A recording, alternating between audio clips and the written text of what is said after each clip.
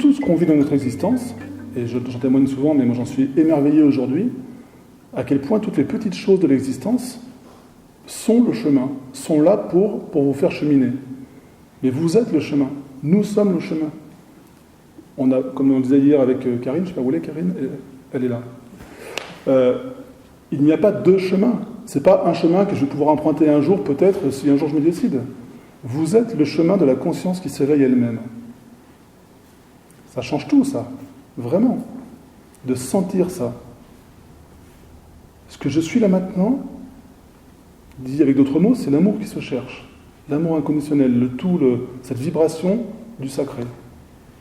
Et nous sommes ça. D'accord ? Nous sommes ça, vraiment.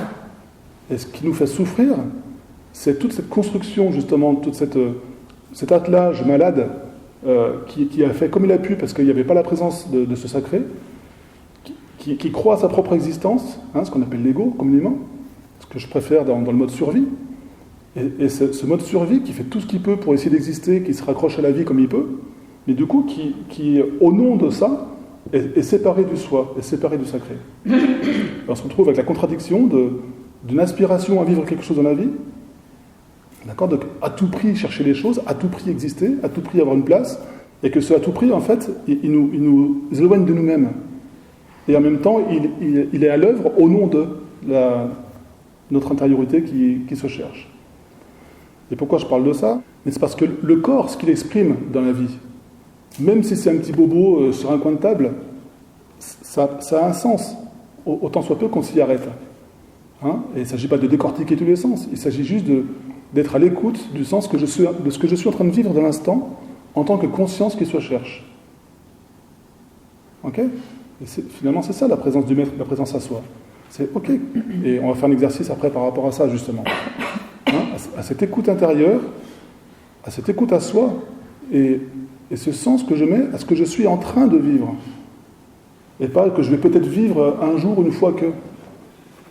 Ce que je suis en train de vivre là maintenant, dans l'instant.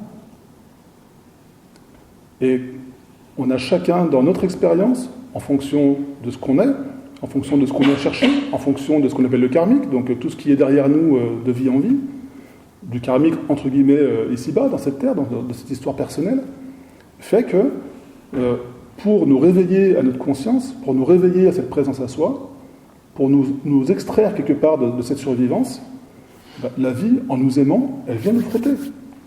Pour qu'on mue, pour qu'on change de peau, pour qu'on revienne à nous-mêmes, la vie vient nous frotter. Elle vient nous frotter à travers une maladie. La maladie, c'est l'âme qui a dit. D'accord ? Donc c'est le message de l'âme à travers la maladie, à travers le corps. Alors, vu psychologiquement, c'est aussi le mal qui dit, le mal a dit. Mais ça reste psychologique, mais ça reste en même temps une possibilité de faire ce retournement intérieur.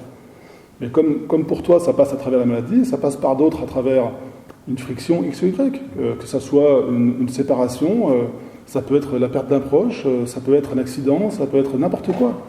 Ça peut être juste un mal-être intérieur, ça peut être un mal-être tout simplement. Mais une friction qui vient révéler ça. Et cette friction-là, elle a un sens. Il n'y a rien qui vous arrive dans votre existence qui n'a pas de sens. Il n'y a rien qui arrive au hasard. Rien, absolument rien.